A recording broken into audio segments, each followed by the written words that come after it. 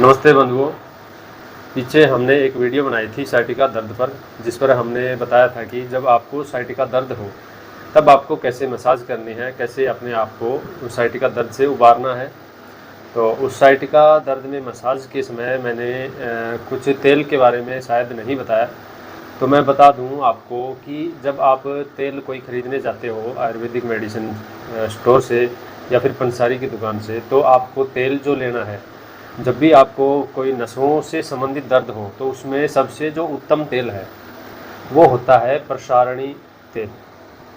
और उसके बाद यदि वो नहीं अवेलेबल है तो आपको लेना है विषगर्भ तेल, और उसके बाद नंबर आता है महानारायण तेल का। तो ये तीनों तेल अगर आपको कोई ना कोई मिल जाता है तो यह नसों में जो दर्द है उसके लिए बहुत ही अच्छे होते हैं, और इसके अलावा अन्य जो दर्द है उसमें भी बड़े अच्छे होते हैं। और अगर ये तीनों भी आप मिला लें तो भी सबसे उत्तम होते हैं। तो आप अपने हिसाब से शटल कर लीजिए और उस हिसाब से आपको मसाज करनी है। और मसाज जब आप करो तो हल्का सा प्याली में आप तेल गरम करके और फिर आप मसाज कर सकते हैं। तो आप देखोगे कि 1 से 2 दिन में ही आपको आराम आना शुरू हो जाएगा। अब बात करते हैं कि जब थोड़ा सा आराम आ जाए, हल्का सा आपको थोड़ा चलना फिरना हो जाए, तब आपको योगाभ्यास करना है, योगी क्रियाएं करनी है, ताकि ये जो दर्द है वो हमेशा हमेशा के लिए आपका चला जाए। चलिए साइटिका की वो एक्सरसाइज आपको बताते हैं जो आपको करनी है। तो सबसे पहला है तिर्यक ताड़ासन। अपने हथेलियों को ऊपर की तरफ फोल्ड करते हुए और अपनी हथेलियों को आसमान की तरफ करेंगे और श्वास भरते हुए ऊपर की तरफ ले जाएंगे और साइड में अपनी दाईं ओर पूरी कमर को झुकाएंगे। अब श्वास छोड़ते हुए वापस उसी कंडीशन में और फिर से सांस भरेंगे और दूसरी तरफ फिर से आपको झुकना है। अब श्वास छोड़ते हुए वापस, फिर थोड़ी सी आराम करेंगे, उसके बाद फिर श्वास भरेंगे और शरीर को ऊपर की तरफ तानते हुए और फिर अपनी दाईं साइड झुकेंगे कमल की भांति। जिस तरह कमल का जो फूल है वो इधर उधर घूमता रहता है, वैसे आपको भी ऐसे घूमना है। तो जिस स्थिति में आप जाओगे उस पोजीशन में आपको श्वास भरते हुए जाना है, और जब वापस आओगे उस पोजीशन से तब आपको श्वास छोड़ते हुए आना है। तो यह तो होगी पहली एक्सरसाइज। बीच बीच में इसमें आराम भी करना है, क्योंकि लगातार करने से भी शरीर में थकावट आ जाती है। उसके बाद स्कंद संचालन, अगली क्रिया। इसमें आप अपने हाथों को सामने की तरफ ले के जाएंगे और सीधा सामने की तरफ, और फिर साइड में अपनी पूरी कमर को घुमाएंगे। हिप्स ऐसे ही रहेंगे और कमर को घुमाते हुए दूसरी तरफ हाथों को लेके जाएंगे श्वास भरते हुए। उसके बाद वापस श्वास छोड़ते हुए आएंगे और दूसरी तरफ अपनी बाईं तरफ, और अपना एक हाथ है वो अपनी दूसरे कंधे तक लगा रहेगा और एक हाथ सीधा रहेगा। तो इसमें भी वही प्रक्रिया है, क्योंकि आपकी जो साइटिका नर्व है वो नीचे से ऊपर की तरफ हिप्स की तरफ जब हम ऐसे करेंगे तो वो पूरी खींचेगी और इससे रिलीफ महसूस होगा। तो ये दूसरी क्रिया है। उसके बाद आपको तीसरी क्रिया जो आपको लेटकर करनी है। तो लेटना कैसे है, जो भी कमर दर्द है साइटिका वाले हैं इनको हमेशा साइड की तरफ लेटते हुए तब आपको लेटना है, और ऐसे ही आपको खड़े होना है। मैं हर बार अपनी वीडियो में बताता हूँ, जिनको भी रीढ़ से संबंधित जो भी प्रॉब्लम है वो ऐसे ही सोएंगे, ऐसे ही उठेंगे। तो चलिए नेक्स्ट करिए। अपना एक पैर उठाइए और दूसरे हाथ से, इससे अपोजिट हाथ से आपको उठाना है और अपने अंगूठे के पकड़ते हुए खींचना है। इससे आप देखोगे कि आपकी जो नर्व है, साइटिका नर्व है, वो पूरी तरह से खिंच जाती है, जहाँ भी जो विकार है वो निकल जाता है। इसके बाद दूसरे पैर से करेंगे। इसमें भी वही श्वास भरते हुए और अपने पंजे को पकड़ते हुए आपको ऊपर की तरफ खींचना है। तो इसमें भी आपको कम से कम 10 या 12 बार आपको ऐसे ही एक्सरसाइज करनी है, रिलैक्स। तो आपको ये एक्सरसाइज, हर एक एक्सरसाइज आपको कम से कम 10 से 12 पोजीशन शुरुआत में करनी है, फिर इनको 20-20 बढ़ाते हुए, और फिर आप सहज स्थिति में बढ़ जाओ तब आपको कुछ और एडवांस आसन भी हम आपको बताएंगे। तो अब अगला जो आसन है, वो है एक पाद अंगुष्ठान, यानी कि एक पैर का अंगूठा अपने को अपने नाक से टच करना है। श्वास भरते हुए जाएंगे और ऐसे कोशिश करेंगे कि जैसे कोई फ्लेक्सिबल बच्चा है तो वो तो इसको कर लेता है, लेकिन अगर नहीं होता है तो भी थोड़ा सा आपको ऊपर की तरफ खींचना ज़रूर है। रिलैक्स। उसके बाद अपने दूसरे पैर से श्वास भरते हुए जाएंगे और दूसरे पैर के अंगूठे से अपने नाक के पास में टच करेंगे। तो इससे भी देखो आप साइटिका नर्व पूरी तरह से खिंची हुई है, तो इसमें जो भी विकार है वो निकल जाएगा, स्वाभाविक सी बात है। इसके बाद रिलैक्स। ये भी क्रिया आपको 10 से 12 बार करनी है शुरुआत में, उसके बाद 20-20 बार करनी है, और जब आप सहज हो जाओ तब आप 30 से 40 बार भी कर सकते हो। लेकिन हर मूवमेंट के बाद में आपको मिनिमम 1 मिनट ज़रूर आराम करना है। आपको 1 या आधा मिनट आराम करना है, उसके बाद ही दोबारा स्टेप करना है। अब इसके बाद है द्विपाद, यानी कि दोनों पैरों के अंगूठों को अपने नाक के पास स्पर्श करना, द्विपादांगुष्ठान। तो इसको बालकृष्ण आसन भी बोलते हैं, बालासन भी बोलते हैं। इससे भी देखो आपको एक साथ दोनों पैरों की जो नसें हैं वो खिंची हुई हैं। रिलैक्स। वही इसमें भी कि आपको श्वास भरते हुए लेकर जाना है और श्वास छोड़ते हुए वापस सहज स्थिति में आना है। एक बार फिर से करेंगे, दोबारा से करेंगे। द्विपाद अंगुष्ठान, दोनों अंगूठों को, अपने पैरों को फोल्ड करें दोनों अंगूठों को, और ऊपर की तरफ अपने नासा छिद्रों के पास इनको टच करेंगे। और इससे देखो आप बिल्कुल हमारी जो साइटिका नर्व है वो खिंची हुई है। रिलैक्स। इसके बाद आपको नेक्स्ट एक्सरसाइज योगिक क्रिया है, आप बैठ जाएंगे और बैठने के बाद आपको खड़े वैसे ही होना है जैसे हमने आपको बताया है कि साइटिका वाले और कमर दर्द वाले को हमेशा यही पोजीशन होती है, खड़े होना। इसके बाद हम करेंगे मस्तेंद्र आसन। पोजीशन में आओ। एक हाथ को अपने अपोजिट घुटने पर लगाते हुए और पीछे की तरफ देखते हुए गर्दन को, और ये हो गया मस्तेंद्र आसन।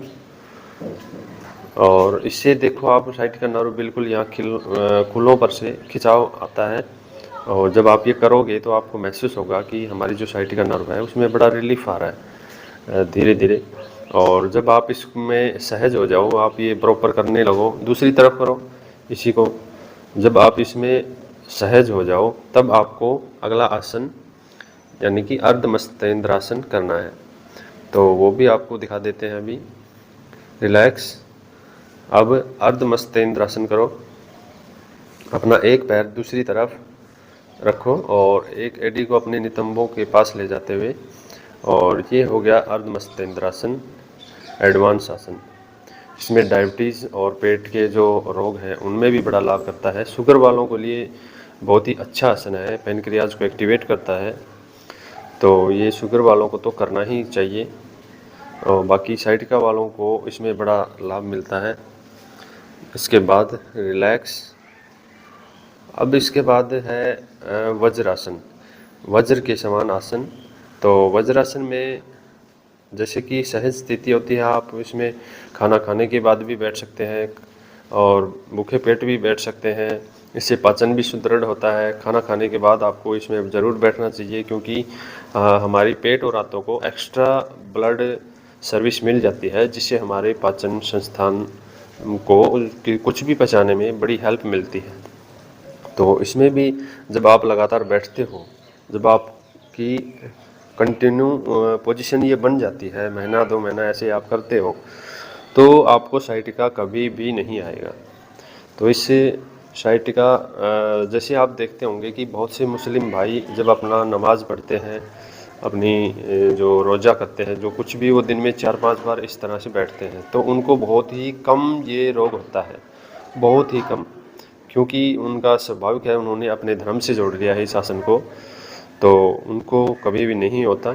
तो इस तरह से यदि हम रोज़ इस पोजीशन में सुबह शाम 2 बार भी अगर बैठते हैं तो आपको साइटिका नर्व कभी नहीं रहेगा। तो एक्सरसाइज अभी मैंने बताई हैं, जो सारी योगिक क्रियाएं हैं, ये आपको प्रॉपर करनी है।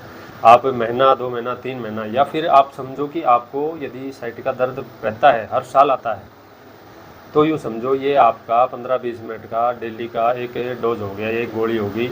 कैसे भी करके आपको ये करना ही करना है।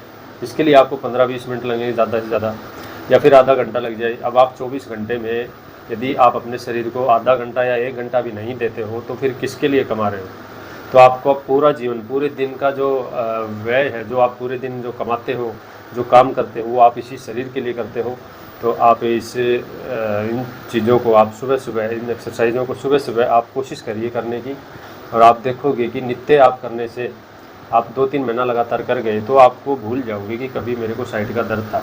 और फिर उसके बाद हफ्ते में आप 2 दिन भी रेस्ट कर सकते हो, 2 दिन छोड़ के, फिर 1 दिन छोड़ के भी कर सकते हो। तो इस तरह से आप इसको करते रहना है। और इसके अलावा एक और आयुर्वेदिक उपचार जो मैंने बहुत से लोगों को बताया है, मेरे गुरुओं ने हज़ारों लोगों को ये प्रयोग करवाया है, जिनसे उन्होंने बहुत ही अच्छा लाभ मिला है। तो मैं वो आपके सामने आज बताता हूँ। आपको क्या करना है कि आपको 200 ग्राम आपको अमरबेल लेनी है। जो अमरबेल पौधों के ऊपर लगी रहती है, पीली पीली सी एक बेल सी होती है, आपने देखी होगी कहीं पे। तो वो बड़ी ही नेचुरल है, उसमें कोई मिलावट नहीं है। तो वो बेल आपको लेकर आनी है, 200 ग्राम, लगभग 200 ग्राम हो जाएगी। लगभग आप एक अंधोड़ा ऐसे मुट्ठी भर के लाओगे, दोनों मुट्ठी इकट्ठा सा, तो 200 ग्राम लगभग हो जाएगी। तो वो 200 ग्राम आपको लेना है कूट पीट कर, और अच्छे से कूट पीट कर। और आपको 200 ग्राम देसी गाय का घी, आपको घी भी ओरिजिनल लेना है, कोई जर्सी गाय का नहीं लेना, कोई भैंस का नहीं लेना। 200 ग्राम घी लेकर, और उसको लोहे की कढ़ाई में आपको भूनना है। और आप जब तक उसको भूनते रहो, जब तक वो लाल ना हो जाए। और जब वो लाल हो जाए तब उसको उतार कर, हल्की हल्की भूरी हो जाएगी। माताएं लगभग जो भी गृहिणी हैं, वो सब इन चीज़ों को जानती हैं, वो अच्छे से बनाकर आपको दे देंगी। तो वो जब उतार कर, और उसके बाद आपको उसमें वही 200 ग्राम शक्कर, देसी शक्कर मिलानी है आपको। और वो मिलाकर जब ये एक पंजीरी टाइप सी बन जाएगी, और फिर उसको बनाकर आपको कैसे यूज़ करना है कि सुबह और शाम खाली पेट आपको 1-1 चम्मच गर्म पानी से, यानी कि हल्के नुआए पानी से इसको लेना है। और इसको लेने के बाद आपको 1 घंटा कुछ भी नहीं खाना। और यदि आपको कोई तकलीफ़ होती है, थोड़ा सा जी से घबराता है, या आपको पचता नहीं है, तो आप इसे आधा चम्मच भी ले सकते हैं। या फिर आप इसको खाना खाने के बाद, यानी कि अपने खाना खाए हुए 2 घंटे लगभग हो गए हैं, तब उसको लेकर आप और फिर ऊपर से पानी पी सकते हैं। तो इस तरह से भी कर सकते हैं। और ये अच्छा प्रयोग है। इसमें मैंने भी काफ़ी लोगों पर प्रयोग किया है। अभी हाल फिलहाल में ही 10 दिन पहले मेरे पास ऐसे ही एक राजस्थान में भीलवाड़ा से कोई फ़ोन आया था। तो उसको भी मैंने महीने भर पहले ये प्रयोग बताया था। तो उसके शरीर में हर जगह दर्द था, यानी कि उसने बोला था कि जब मैं हाथ उठाता हूँ तो दर्द है, पैरों से चलता हूँ तो दर्द है, कमर में भी दर्द है, गर्दन घुमाता हूँ तो भी दर्द है। तो मैं क्या एक्सरसाइज करूं? और ये स्वाभाविक सी बात है कि यदि किसी को हर शरीर में जगह जगह दर्द है, तो वो बंदा एक्सरसाइज करेगा? तो उसके लिए मैंने 2 प्रयोग बताए। एक तो ये आपको जो अभी बताया है, और एक और प्रयोग मैंने बताया उसको कि आपको 1 चम्मच मेथी दाना लेना है। आप ओरिजिनल अपना मेथी दाना लेकर आओ, और 1 चम्मच आपको गर्म पानी में, कांच के गिलास में आपको शाम को भिगोना है। और उसके साथ साथ आपको 1 गेहूं के दाने जितना चूना आपको उसमें मिलाना है, और वो दोनों मिला के घोल के उसको रात को रख देना है। सुबह जब आप उठोगे तो सबसे जो पहला जो खाद्य पदार्थ है, आपको पानी पीने के बाद फ्रेश हो गए, फ्रेश होने के बाद जब आपको पहली चीज़ जो खानी है तो यही खानी है, और आपको वो पानी पीना है। ऊपर से जो मेथी दाना बच गया वो चबा चबा के खाना है। तो ये वाला योग दर्द वाले पेशेंट के लिए, हर किसी के लिए बेनिफिशियल है। और ये मैं हर पेशेंट को, यानी कि जिसको दर्द है उसको, हर किसी को ये हम बताते हैं। तो इससे क्या होता है कि कैल्शियम जो जिसकी कमी हो जाती है शरीर में, तो उसको कैल्शियम की अच्छे से पूर्ति हो जाती है। और मेथी वैसे भी वातनाशक है, तो उसकी वजह से वो दर्द के रोगों में बड़ी राहत प्रदान करती है। तो इस प्रकार से आप ये भी योग कर सकते हैं इसके साथ साथ। और आगे भी यदि ऐसी कोई और दिक्कत है, यदि आपको ये नहीं सूट करता, या और कोई ऐसी क्वेरी होगी, तो उस पर भी हम चर्चा करेंगे। और आने वाले वीडियो में और भी इस तरह की जो शरीर की बीमारियां हैं उनके बारे में हम चर्चा करते ही रहेंगे। आज के लिए इतना ही। धन्यवाद। नमस्कार।